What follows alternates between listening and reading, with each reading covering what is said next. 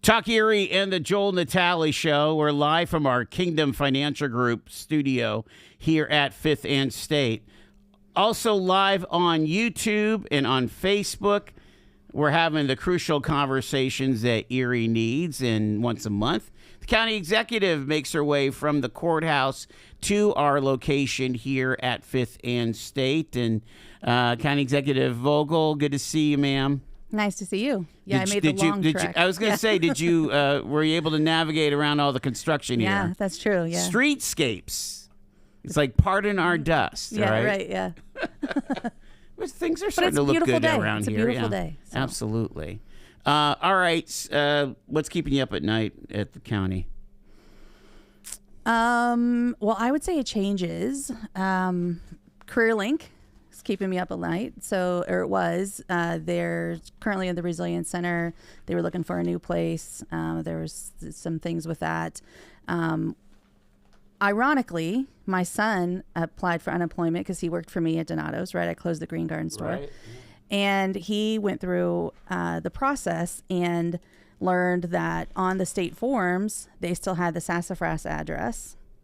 And if you Google it, it still has the Sassafras address. And if you go to the Sassafras address, or if you did, it told you to go to Meadville. None of which are at the Resilience Center. Wow. So I think we're working through getting that fixed so that people can actually get there. And actually, I went there to put up a sign saying to go to the Resilience Center after I figured all this out. Mm-hmm. And someone came. Within the 5 minutes that I was there, someone came looking for CareerLink. Okay. So is that the only place to go to CareerLink? Yeah, is that the Resilience Center now? Well, I think that they do something in the library, in the Blasco Library. Yes. In Erie County, though, I think that's the only two places. In Blasco, that's like very limited. What was the thinking about moving them from kind of immediately downtown to the Resilience Center? If I can remember correctly, they had a sewage issue in the Sassafras building, and so they needed to get out of there. So they went to Resilience Center. It was supposed to be temporary. They've been in there for a year and a half at least now. Okay. 2 years maybe. I've lost track of it. Again, you're an employer, mm-hmm. right? You're always hiring, I'm sure. How do you feel that our workforce development system is working? And what did your son experience? It was very difficult for him to understand the system. He's a young, he's 19, tech savvy kid, right? What I learned is that he was reapplying every week instead of certifying his benefits. So he kept opening up the claim. Yeah. And so he's trying to, he just updated his resume, got that out to Indeed, did all of those things. And they're trying to help him kind of go through that process. And he's looking for a job, obviously. Do you think, again, this is not to be critical, but my sense is that it's way too opaque. There's not enough transparency on the whole system. I 100% agree with that. And I will tell you, when I opened the East 38th Street store, so when I opened that store, this is probably not what you want to talk about at all today, sure. But we opened December 1st of 2020, peak pandemic. And so you couldn't, so many things were from home, so you couldn't get to talk to anybody. And so I specifically, of the 3 store openings, went to CareerLink and got on their system, contacted people from the list on CareerLink. I got 3 people that actually contacted me back. I probably contacted 30 people. None of them were hired. Mm. Yeah. Okay. Yeah. So, and then I think there's a lot of work I think that can be done to make that better. So I'll give you another example. CareerLink, one of the high, I think you mentioned this actually, they have that list of high demand. Yeah, high demand jobs. Yeah. So, I listen to your show. Thank you. It is addicting. Addictive. One of those is CNA, right? So CNAs, which is high demand, you can get, we owe $1 for that. It's a certified nurse assistant. Correct. Yes. Thank you. So right now, Pleasant Ridge has 54 travel CNAs. Oh. So if we could get actual CNAs hired full-time there with better benefits, obviously, that would help them to reduce their cost. And the community college last year started the process to get we owe $1 to get that approved with the state. They got it approved with the state, but then they ran into, again, a bunch of technical issues. They still don't have it figured out. I think that's getting closer now. And then they can get we owe $1 to go and to cover the cost for some of these programs. So they just started the new health sciences that's starting in the fall, right? So I just talked to Jennifer Klein. This is how I know all of this stuff, who was one of the deans at the community college. They had 9 openings for CNA. They had 122 people that applied. They had, for the LPN, they had 22 spots. They had 88 that applied. You're saying that there was that many people interested Correct. in a slot at the community college, Correct. but they could only accommodate so many. Right now for the first cohort. I think that's huge breaking news, don't you think? I think, because yeah. there's a narrative out there, County Executive Vogel, that who's using this community college and they're just begging for people. No. There's high demand Yes. for what they have to offer. They have an issue of they're just trying to manage their growth. Correct. Yes. And they're actually tempering growth. That's been true for the last year as they try to kind of manage. They applied for Title IV funding a year and a half ago. We applied. And once that gets approved, they can receive Pell Grants. So then they can get additional dollars in. And of the 800 students that were enrolled last year, 80% were Pell eligible. So that's going to be millions of dollars that will come into the community to help get them trained into a better workforce opportunities. And I spoke last Saturday at the community college graduation. We had this, I have so many things that I would love to talk about. So thank you for bringing up workforce. Yes.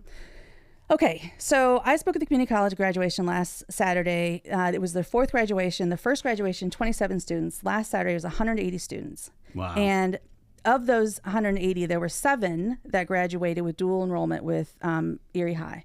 So I talked to the mom of one of the students who graduated from the community college in the morning and was going to collegiate to graduate from high school in the fall. They got that many credits to Yes. graduate at community college. Yes. And it's better. So she is going to American University in the fall into the honors college. All of her credits from the community college are transferring. She's going in as a junior. It's going to save her tens of thousands of dollars. There's only 7. AMU in Washington, D.C. Yep. Wow. So that program, which is part of the reason why last year the community college got a grant for $1 million to expand that program, but that program can be used across the county to help people take, maybe they don't have to, maybe not, but they can take classes very, very cheaply and have all of those go into, a 4-year college or a 2-year college or wherever they want to go. And it'll be significantly cheaper. Understanding, though, that, yes, there are those young ones that can get credits there, but the average age of the people at community college is, 28 or 29? 27, yeah. 27 years old. Mm-hmm. And so that's really that sweet spot, Christina, when you think about somebody who maybe, gets out of high school, kind of doesn't know exactly what they want to do. They're kind of bouncing around a little bit, and then maybe do a little maturing. Mm-hmm. So by their mid-20s, they're boom. And now I can go get some training. I can get some skills. Which is exactly my son. So my son is 19. He graduated last year. He's on the autism spectrum. He was working for me. He's now unemployed. I'm trying to get him to take classes at the community college. So, and maybe he won't this year, but I'm breaking him down slowly, and I do think eventually he will. And Sounds I think like a mom. I know. Once he takes one, I think he will really like it, and it will take more. But so to wrap it up, let's go back to workforce. Yes. I have an intern who just finished her freshman year at Cornell. Her only job that I have her doing this summer is to figure out workforce. McDowell's program, Erie High's program, Erie Technical School, the community college, all of the programs that exist in the community, the 4-year colleges. How do we get this more streamlined so it actually gets people into better positions? I still think that capacity is going to be one of our issues. As the pendulum swings from everybody needs to get 4-year to everyone needs to learn a trade. And trades, by the way, and labor. Sorry, yeah. And really, it's somewhere in the middle where, my kids had to get their 4-year degrees because for what they did. My one is an engineer, one is a school teacher who became a leader guy, and the other is in the baby's in psychology.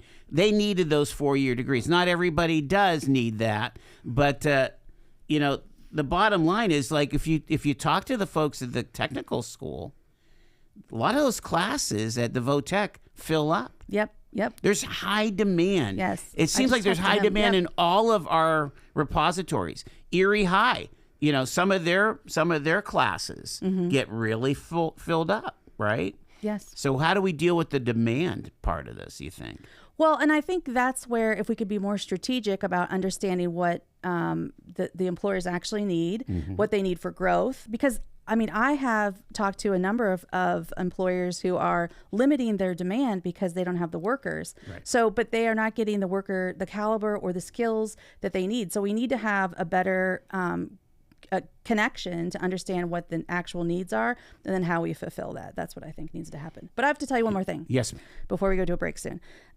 So this is my 10th year that I've had Donato's Pizza. Every year I do posts about my graduates. I have people graduate from high school every single year, usually between 3 and 4. I had 3 this year.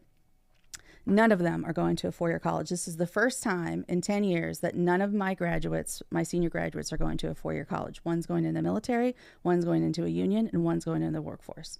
Now, I don't know what that means. Yes. Maybe it means nothing. Yeah. But anecdotally, I think there is a shift. I had a year where all 4 of them went to a 4-year college. Mm-hmm.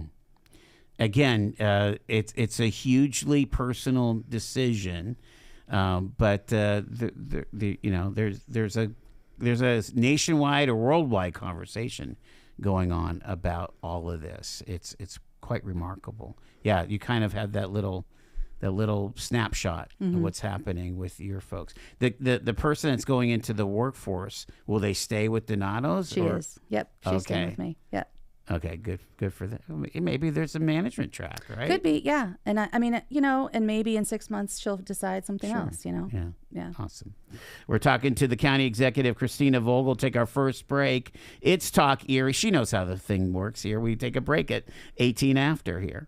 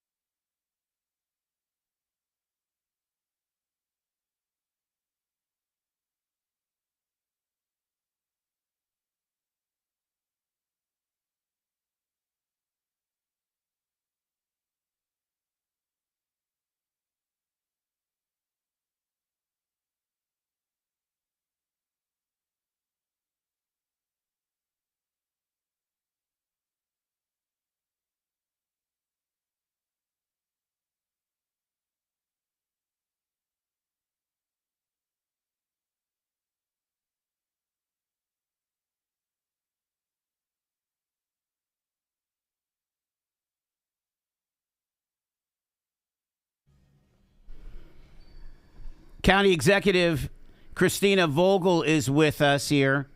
Can I talk about some inside baseball at the courthouse here for a second? Yep. All right. So let's talk about the reentry program. We had a group here. There's been a shift. My understanding was that there needed to be a like a receiver, if you will, for the reentry program. So it went to county probation and parole. kind of just as a covering to pay the bills, but that the operation is totally separate from the probation and parole operation. And they have their new program manager. We had Brother D here. We had Sheila here, who was a former program manager. And it just seemed like it was going to be this kind of easy switch.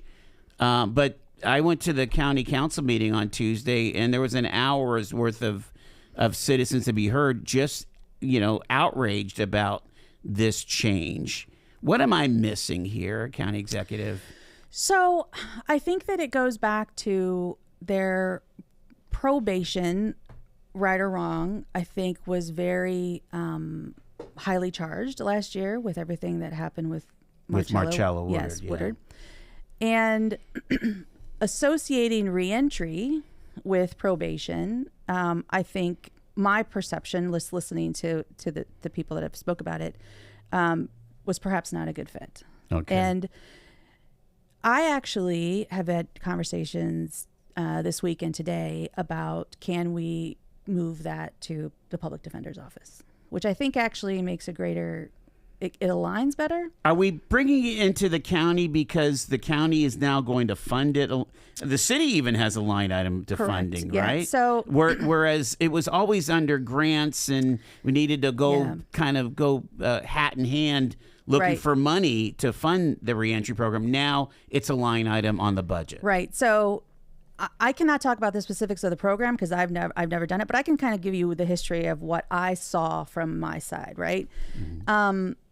And you're right. It was funded originally by grants, right, from the Community Foundation. Yeah. And there has always been this kind of concern that there wasn't going to be a long-term viability of the program because it was grant funded primarily.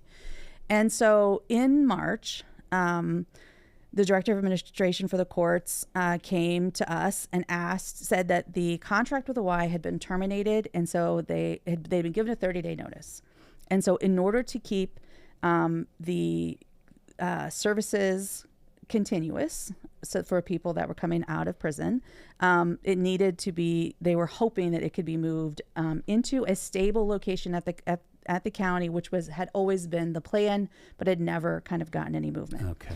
So we thought, okay, absolutely, this is a program that we need, right? We see real benefits in this. It's got very good track record. Right. So how do we make sure it's here long term? Yeah. So that is what we went to county council with. There was a caucus meeting. Daria was there from the city.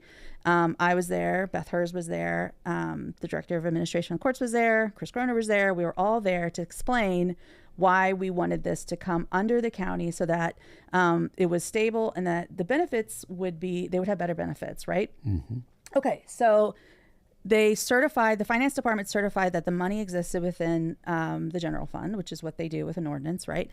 And then the way that it was going to be paid was that a portion of it would be paid from the city, from CBGG money. There was a grant that comes through the courts that would go to pay for part of the funding, and then the rest of the cost would be picked up by the county and the cost of the benefits. And that's what our ask was jointly to county council, and they agreed to do that. They the courts administration placed it under probation. Probably wasn't the greatest idea, and they asked for it to go to a second read so that there would be continuity of services. They didn't want anything to drop out. Right. That was interpreted as those two things together, I think, because it was going to probation and because it was going quickly, was that there were people were trying to hide something with this, which was not the case. And the people that were performing these duties before were welcome to apply for the positions that were open. Are there still open positions? Do you know? I don't know. I'm gonna be honest with you, because it's not. Yeah. So I do know. So where would those answers be? Like I would ask the court administration, okay. And then if it's possible to move it with the PD's office, which Robert Oliver has been amenable to do that. Yeah. Then I would know those answers, but I don't currently know them. Gotcha.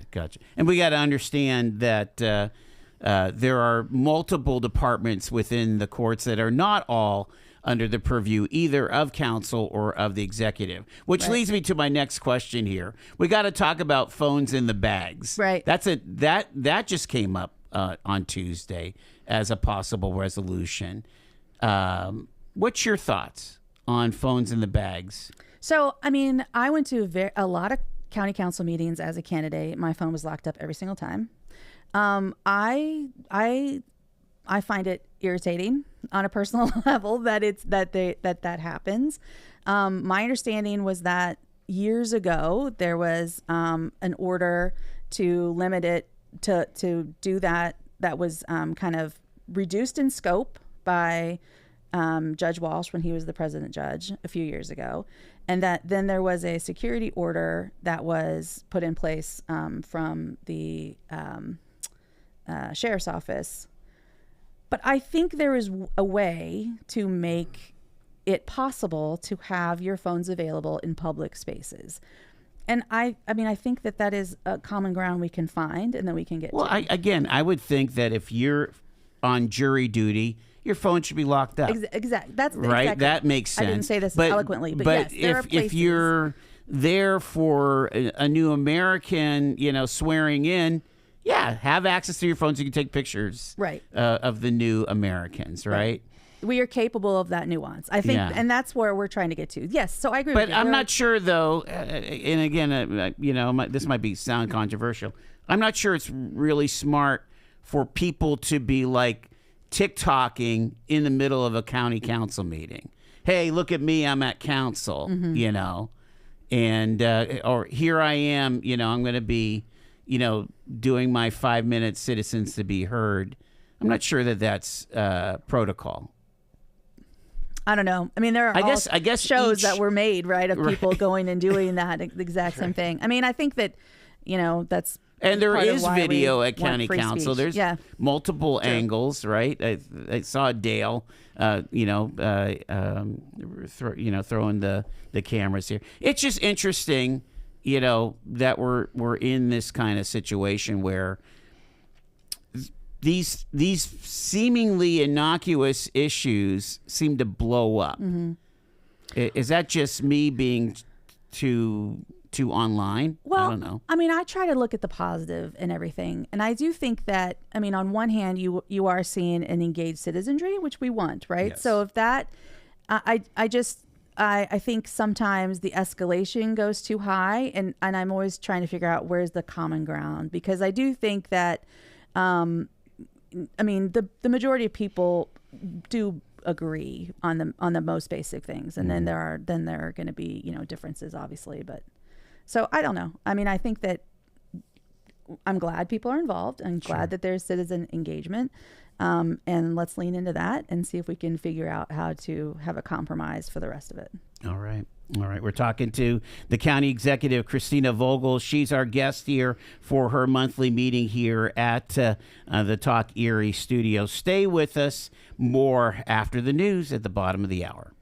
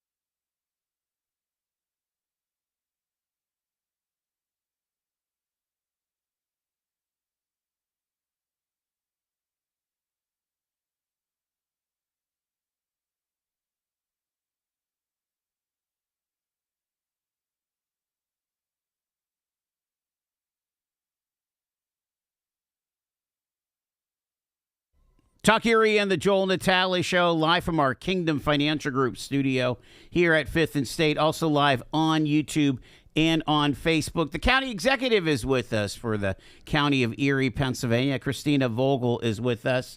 And on a very sunny day last week, county executive, we announced the America 250 schedule here. There's a lot going on. There's a lot going on. I mean, honestly, throughout the Commonwealth, lots of people dialed in, trying to do different events, which I think is great.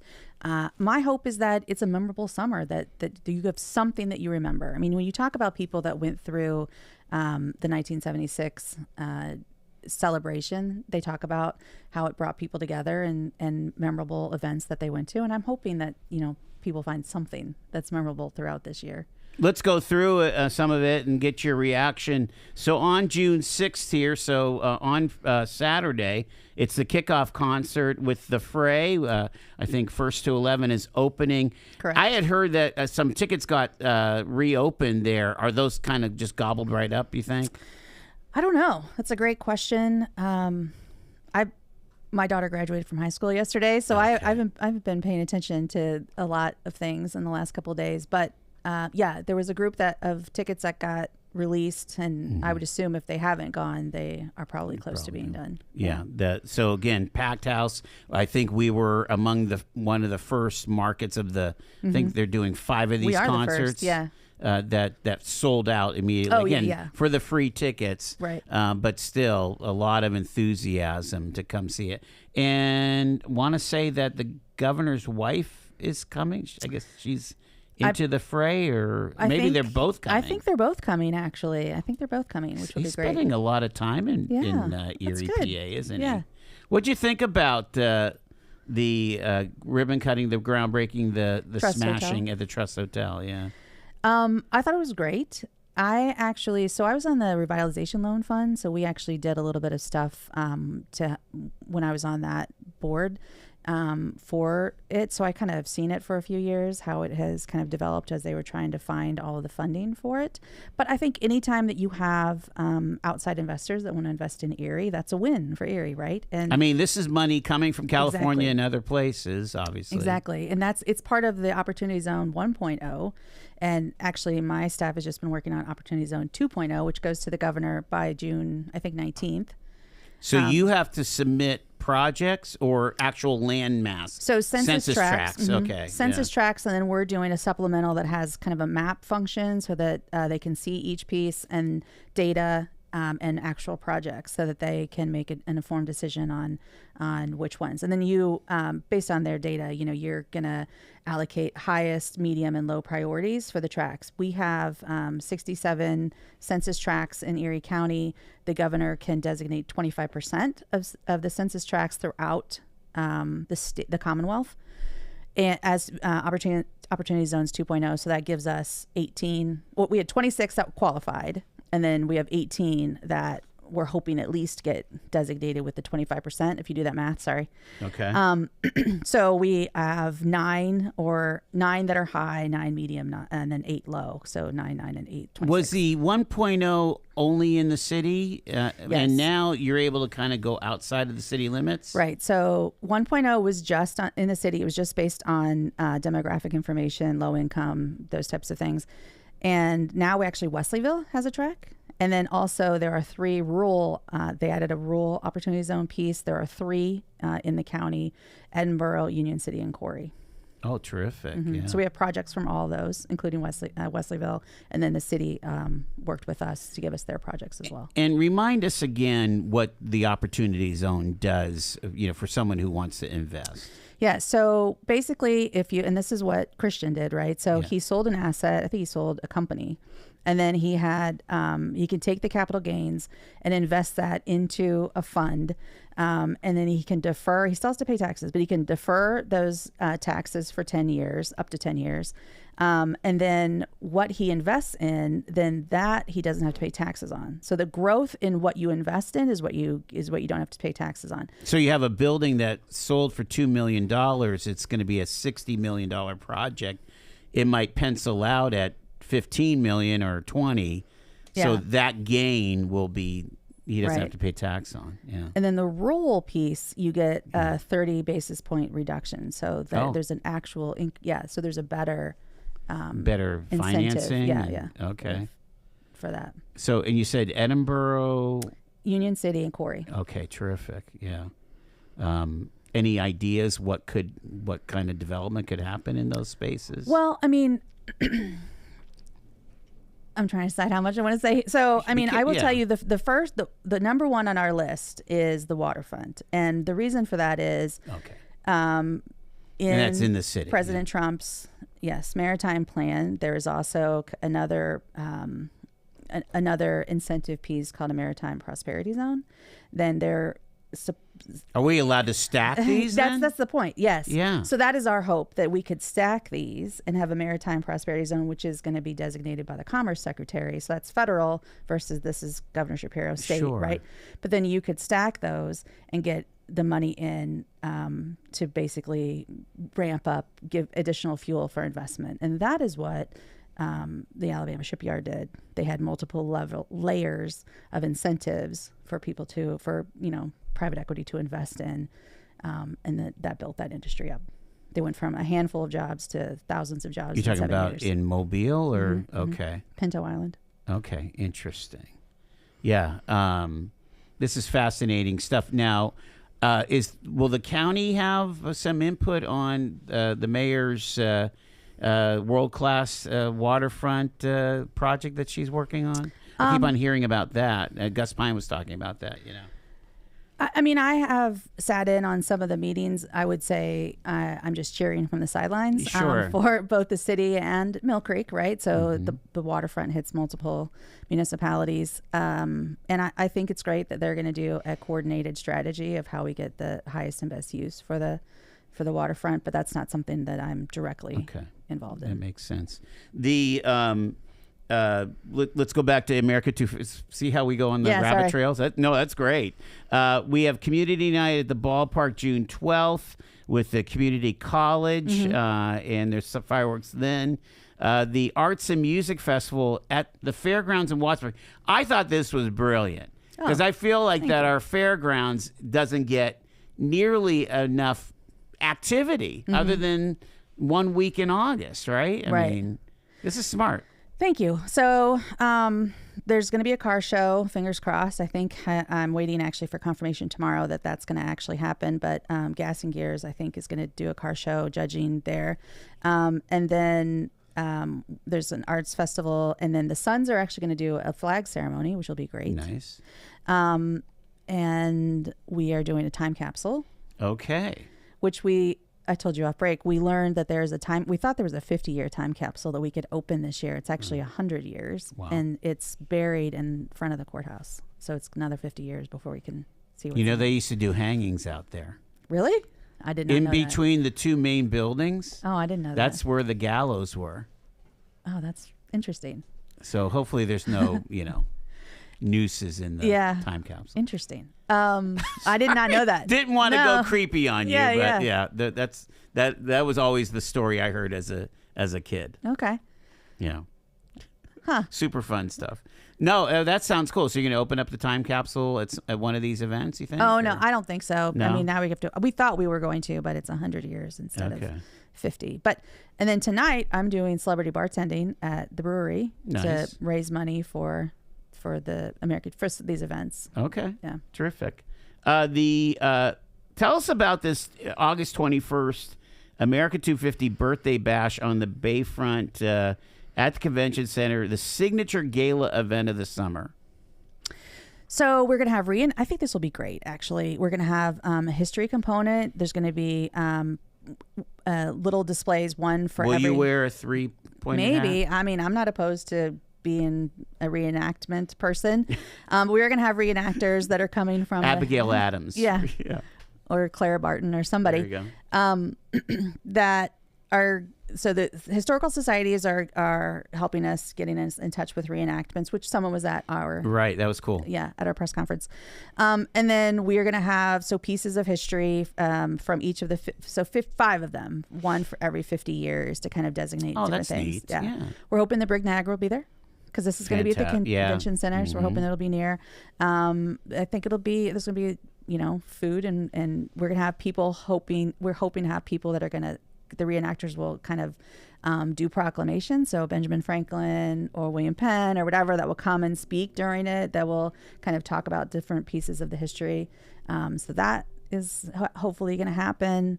I'm telling you all the secrets. Right. But I think it'll be great. I think it'll be a nice summer. What's going on with tickets? Are they out yet, or you can get them at Erie Events right now? What's the price range, you think? I don't know. No. I don't remember. We don't. Okay. Sorry. Yeah. Ask me in July when I'm back. Ask me in July. Okay. Yeah. That sounds good. But again, check it out at Erie Events there.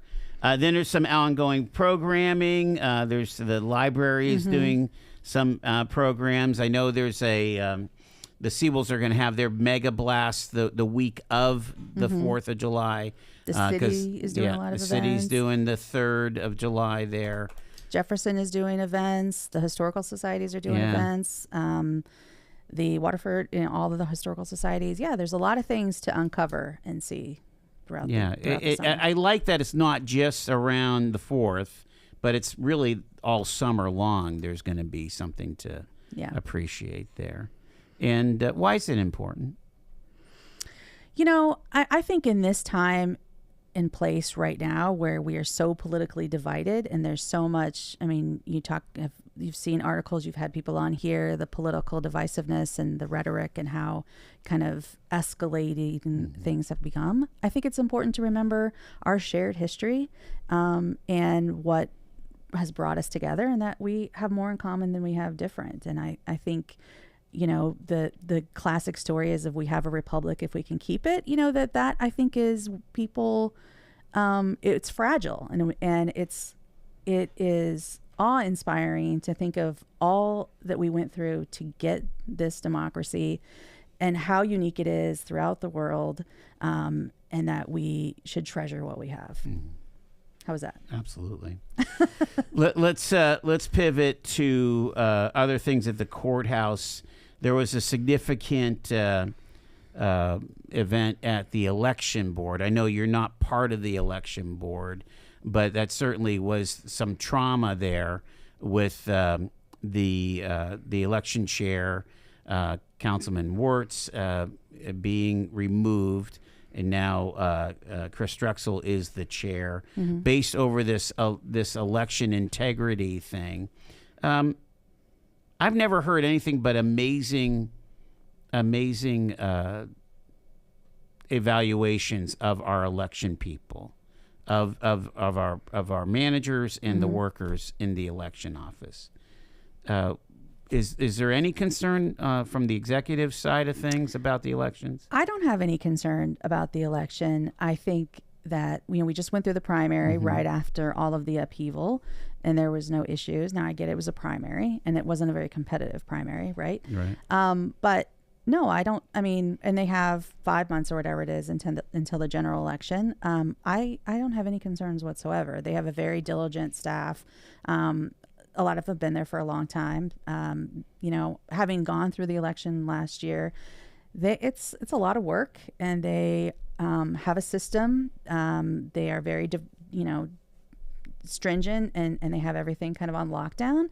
So no, I don't have any concerns at all. This group that sued the election board is asking for a hand count of the 2024 ballots. It's quite the in my opinion, extreme request, and it almost sounds, 2020 type stuff going on, but they're claiming it on 2024, and they're pointing out our election office. They said they went after Allegheny, Cambria, and Erie counties. It's pretty remarkable stuff. Do you think that that's going to be that lawsuit will be tossed? This is way out of my league. That's fine. Yeah, I don't know. But I don't this know is the kind of stuff that's running around. Yeah, and it really kind of caused at least a significant unpleasant moment on council. Yeah. There was a lot there. All right. I've got just like a couple minutes. I want to make sure, because last time I forgot about the tiny homes. Did we dispose of them? We're getting close. We are getting close. Are people interested in acquiring them? So we did a request for information. Yeah. We got interest from a variety of groups that we're working through that process. I think they will all be gone by summer. Okay. And in productive use somewhere. It's been a very long and meandering path, but sure. Yes. We do need housing. Yes. I mean, we have this quote housing crisis. That's all we ever talk about. Yeah. By the way, I really Yes. liked your article, your when you had John DiMatteo on. Thank I thought you. that was very good, and I thought it explained. Well, that human came services. from you prompted Yeah. us. I Well, thought that was a good idea. You know. Thank you. I thought it explained human services very well, but also he talked about how we've had a homeless issue for a long time that we've kind of looked the other way on, and then now it's incumbent upon us to it's in the forefront to kind of figure out the long-term solutions, and I think that's accurate. There's a lot of people that work in that space, though. Yet it feels like the problem is getting larger. Maybe not this moment, but over the course of the last since COVID, let's say. Do we need absolutely new thinking, new paradigms over homelessness? And again, there's a lot of money at stake when you take the Triangle of Hope. That's a $30 million multiple place project. Again, a lot of investment, a lot of thinking going on. Will this be the ticket to put us in a housing first and solve the issue kind of situation? I don't know. My hope is that they can get the Triangle of Hope set up and prove it out and see what makes sense. And that if it works, if the model is successful, and I'm hopeful that it is, that they can find ways so it's not as expensive. What can we do that makes that less expensive? I don't know. That's the thing, right? It all makes sense that this is what we want to do, but the cost for running it is so significant. Yeah, 22 units at about $500,000 a unit just for the one project there. It's a lot. Again, you don't really deal with permitting and things like that, but what I'm hearing from builders and landlords is some of the cost of development is just tied up, like significant costs are tied up in the timing and the cost of permitting. And the governor is saying he wants to be quick, but the permits he's talking about are not the permits that our builders have to deal with here at the municipalities. And so again, you kind of have a bully pulpit. If we're gonna make Erie County more development friendly, we're gonna have to really sharpen our pencils on what it costs to build here. Yeah. Which I think goes to, I think we need to increase wages because we have an equity problem more than a finance problem, I think, where we build a house, people can't afford to be there. The cost to build a house and what people can afford is off, right? Yeah.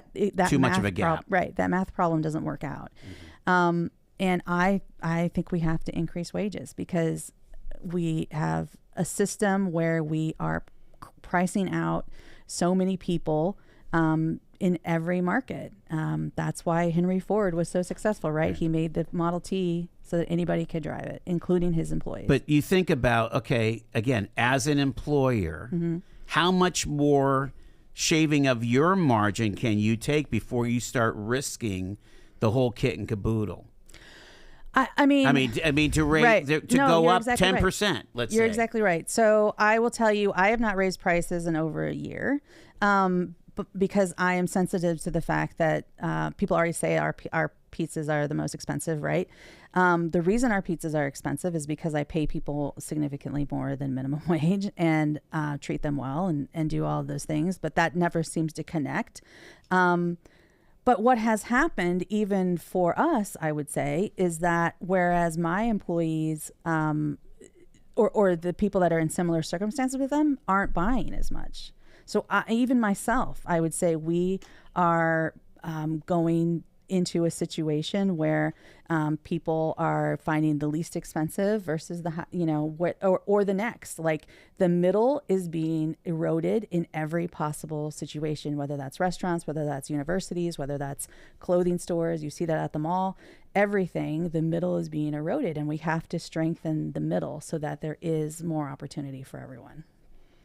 We'll have more on this next time. We're out of time right now. The County Executive of Erie County, Christina Vogel, thank you, ma'am. Thank you for having me. You got it here. You are tuned to Talk Erie. It is 5 minutes in front of 5.